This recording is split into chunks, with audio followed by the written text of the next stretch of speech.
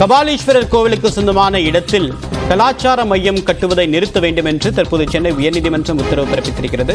விவரங்களுடைய நிகரான சிறப்பு செய்தியாளர் மதன், இந்த வழக்குடைய பின்னணி என்ன? நீதிமன்றம் ஏன் இந்த தடை உத்தரவு பிறப்பிச்சிருக்கு? சென்னை மயிலாப்பூர் கபாலீஸ்வரர் கோவிலுக்கு சொந்தமாக பசுமை வழிச்சாலையில் சுமார் 23 கிரவுண்ட் நிலம் உள்ளது.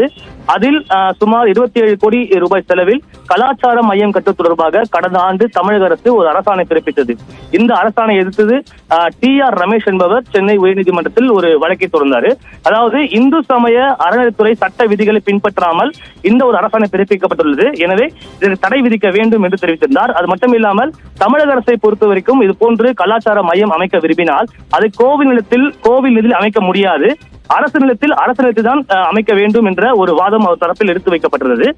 மேலும் இந்த கலாச்சாரம் மையம் கட்டுவதற்கு தொடர்பான பணிகள் தற்போது துவங்கியுள்ளது. எனவே தடை விதிக்க வேண்டும் என்று தெரிவிக்கப்பட்டது. ஏற்கனவே இந்த வழக்கை விசாரித்த உயர்நீதிமன்றம் இந்த கோவில் நிதியை பயன்படுத்த தொடர்பாக ஆட்சேபங்கள் பெறப்பட்டதா என்பது குறித்து விளக்கம் அளிக்க தமிழக அரசுக்கு ஒரு உத்தரவு பிறப்பித்தது. அதன்படி இந்த வழக்கை இன்று நீதிபதிகள் சுவாமிநாதன் மற்றும் பாலாஜி அமர்வில் விசாரணைக்கு வந்தது. அப்போது தமிழக அரசை பொறுத்த வரைக்கும் உரிய அனுமதிகளை பெறாமல் எந்த ஒரு கட்டுமானம் மேற்கொள்ளப்பட மாட்டாது என்று தமிழக அரசு இன்று உறுதி இந்த கோவிலின் நன்கொடையை பயன்படுத்த இருந்தால் மட்டுமே ஆட்சேபங்கள் கோர முடியும் எனவும் இந்த கலாச்சார மையம் மூலமாக கோவிலுக்கு வருவாய் தான் கிடைக்கும் என்றும் ஒரு தமிழக அரசு தரப்பில் வாதம் எடுத்து வைக்கப்பட்டது.